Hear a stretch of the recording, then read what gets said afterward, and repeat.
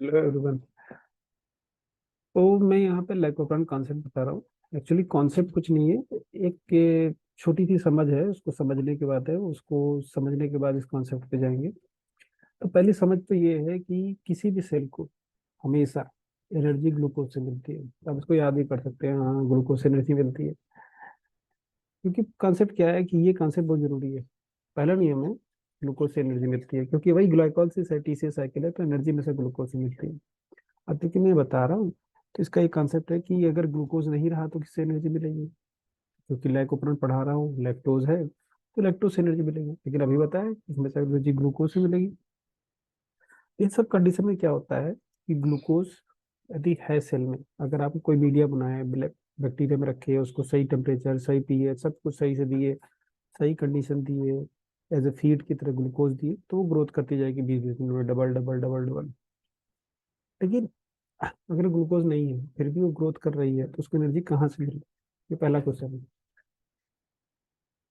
तो उसको, चूंकि मैं पढ़ा रहा हूँ लैक्टोज, तो ये लैक्टोज से मिलेगी, लेकिन एनर्जी ग्लूकोज से ही मिलेगी। तो लैक्टोज टूटेगा ग्लूकोज गैलेक्टोज में, और एनर्जी मिलेगी ग्लूकोज से, ग्लाइकोलाइसिस प्रोसेस से।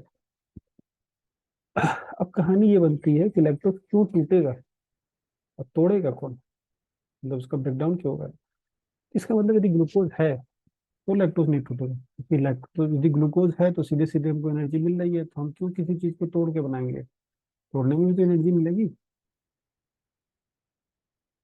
तो ओवरऑल क्या है कि तीन gene, structural gene, like Z, like why, like a, और तीनों से मिलकर प्रोटीन बनती है, बीटा गैलेक्टोसाइडेज, परमीज और ट्रांसएस्टाइलेज। मेरे पीछे लिखा है, लेकिन तीन प्रोटीन है। तो अभी क्या है कि ये तीनों प्रोटीन परमीज क्या करती है, सेल के अंदर बैक्टीरिया से परमेबिलिटी बढ़ाती है, और थोड़ा लैक्टोज अंदर आता है, और वो कुछ प्रोसेस में अभी बताऊंगा। और बीटा गैलेक्टोसाइडेज लैक्टोज को तोड़ता है ग्लूकोज और गैलेक्टोज में, फिर ग्लूकोज से नॉर्मल प्रोसेस होता है, ग्लाइकोलाइसिस होती है, फिर टीसीएस साइकिल होती है, एटीपी ग्रुप में एनर्जी बनती है।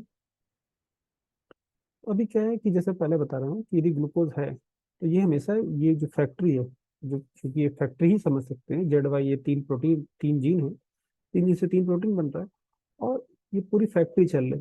तो फैक्ट्री बंद है, ताला लगा हुआ है। तो फैक्ट्री बंद रहती है और फैक्ट्री में ताला लगा रहता है, मतलब लैक उपरान, ये जो उपरान, ये सब पांच छह जो प्रोटीन है, ये सब बंद रहती है, ये काम नहीं करती है। ठीक है, तो अब ये बंद क्यों रहती है। बंद होने का कॉन्सेप्ट क्या है कि इसमें डीएनए जो होता है, डीएनए से आरएनए, आने से protein, transcription, translation, normal process है। तो अब क्या होता है, ये डीएनए में जहाँ आरएनए पॉलीमरेज पे मूव करता है, तो आरएनए पॉलीमरेज के पहले आगे कोई चीज बाइंड कर जाती है। अब आरएनए पॉलीमरेज मूव नहीं कर पाता, क्योंकि आरएनए पॉलीमरेज को कुछ नहीं, आरएनए पॉलीमरेज मूव करेगा डीएनए पे, तो अब आरएनए बनेगा, अरे मारने फिर राइबोसोम पे जाके प्रोटीन वोटीन बनाएगा। तो आरएनए पॉलीमरेज जैसे मूव करता है, उस जगह कुछ आके बाइंड किया रहता है, जिसका आरएनए पॉलीमरेज मूव नहीं करता है।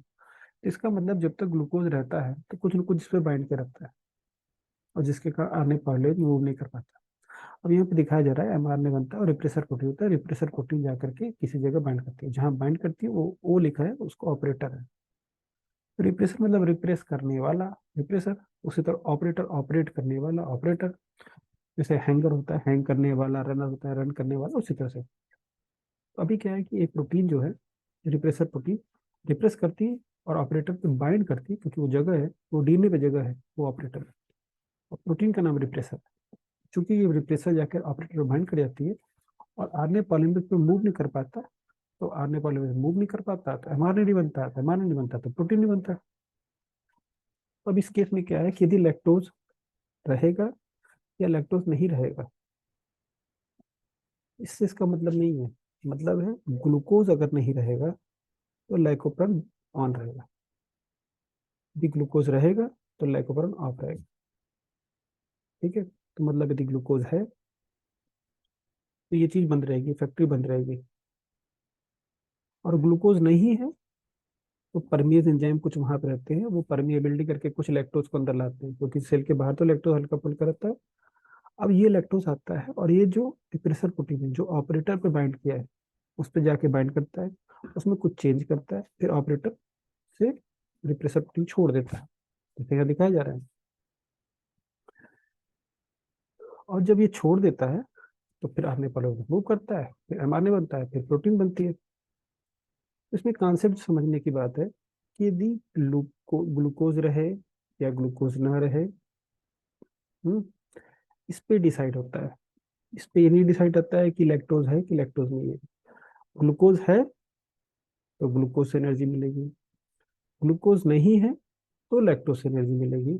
मतलब लैक्टोज टूटेगा ग्लूकोज में और ग्लूकोज से एनर्जी मिलेगी। इसके चार कॉन्सेप्ट पूछे जाते हैं। Glucose present, lactose present, glucose present, lactose absent, glucose absent, lactose absent, glucose absent, lactose, मतलब जो चार पांच पॉसिबिलिटी है, इसमें कुछ इतना सोचने की बात नहीं है। ग्लूकोज अगर प्रेजेंट रहेगा तो ग्लूकोज से एनर्जी मिलेगी, और अगर ग्लूकोज एब्सेंट है तो लैक्टोज से एनर्जी मिलेगी। और ग्लूकोज भी प्रेजेंट है, लैक्टोज भी प्रेजेंट है, उससे कोई मतलब नहीं। ग्लूकोज प्रेजेंट है ना, तो ग्लूकोज प्रेजेंट है तो ग्लूकोज से एनर्जी मिलेगी। ठीक। अब चूंकि लैक्टोज आकर के यहाँ बाइंड करता है, और लैक्टोज के जब जब अंदर आता है, लैक्टोज परमेबिलिटी बढ़ाने के लिए लैक्टोज को तो बुलाया जाता है, लैक्टोज आकर के रिप्रेसर प्रोटीन से बाइंड करता है, ऑपरेटर को छोड़ देता है। तो लैक्टोज के प्रेजेंस में ये उपरांत चलने लगता है। लैक्टोज नहीं है तो रिप्रेसर पे बाइंड किया है, लैक्टोज आया, ऑपरेटर पे जो रिप्रेसर प्रोटीन में बाइंड किया है उसको छोड़ा, बाइंड किया और उस पर चेंजेस कर दिया। जैसे सपोज करो ये ऑपरेटर प्रोटीन, ये ऑपरेटर इस रिप्रेसर से जाकर बाइंड कर लिया। अब रिप्रेसर आके बाइंड किया तो कुछ चेंजेस कर दिया।